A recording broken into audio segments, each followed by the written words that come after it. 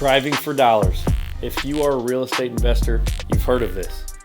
But we're going to break down the split-tested difference makers that will maximize your ROI.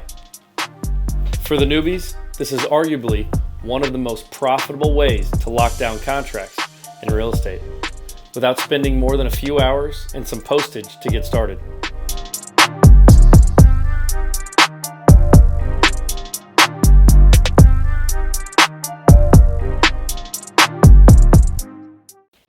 Welcome to Corporate Dropout. Today we are going to break down the process and walk you through it. This can be an excellent tool for finding your next real estate deal with very little money out of your pocket. Learning this strategy and the best practices could help you pocket $40K in a matter of weeks, like we did. This strategy, in my opinion, is the best way to lock up the most profitable deals. As always, make sure to subscribe, hit that bell icon. Let's dive in. Driving for dollars. What is it? Well, in the real estate world, investors use it to describe the act of walking or driving neighborhoods, searching for distressed properties to market to. It's a free way to assemble a list of possible motivated sellers that you can add to a direct mail campaign or a cold calling list. These lists can add up over time. Similar lists that large organizations are spending tens of thousands of dollars for. With Driving for Dollars, all you're paying for is gas, envelopes, stamps, and potentially a skip tracing service, although we have some strategies to get around that too. When you get started, you may not know where to look. You're going to want to start in areas with older houses, but still a desirable area of your city. Look for the homes with deferred maintenance, meaning longer grass, longer shrubbery, some tree overgrowth. These are the houses that are not being maintained, and these sellers are more likely to be interested in selling.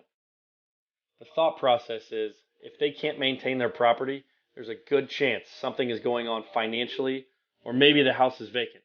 When I lived in Arizona, I used to look for foiled covered windows, whereas in Missouri, the best days were the days right after it snowed. I'd target the houses with unshoveled driveways and the ones with no tire tracks. One of the tools you're going to want to utilize is the speak to text option on your cell phone. Open a notes file and speak to text the street name and house numbers as you drive. Once you have a decent list, shoot for about a couple hundred a day. Take that notes file and input the addresses into an Excel file. You want to set this up to mail merge, so divide each field into its own column. Street number, street name, city, state, zip code. Using a skip tracing service, you can look up who the owner of each house is. Or if you want to do it the free way, go to the county websites. That information is on there too. Add the first and last name columns to your Excel file. Next, you're going to need a letter to mail merge those fields to. Explain to the sellers, basically you're looking for a property in their neighborhood and would like to give them a cash offer. If you're looking for some examples of letters, you can check out the link below. Here's a pro tip. Use a handwritten font for your letters. Also, during our split tests, using a woman's name as the sign-off has the best results. When people call, either explain, that's you, or you work for it. Here's where the money's made. This next part is the secret sauce to getting higher open rates and more deals. Handwrite your addresses on the envelopes and put a postage stamp on each envelope. I get it, it's time consuming, but this is the sacrifice you have to make when you're starting out. If you don't want to write all of these letters, you can find someone on Craigslist to do it for you.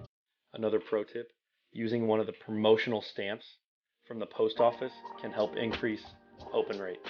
If it's close to Valentine's Day, use the promotional heart-shaped stamp. When I first started using this strategy, I locked up a deal that I ended up wholesaling for $40,000. From the first day of driving to the day we closed, it was 48 days. Using Driving for Dollars to find off-market deals can be incredibly profitable, especially when you track your results and refine your marketing efforts based on split testing. We want to know if you've ever used this technique in your business. Let us know in the comments down below if you have anything else to add to this strategy that has worked for you. We'd love to hear from you.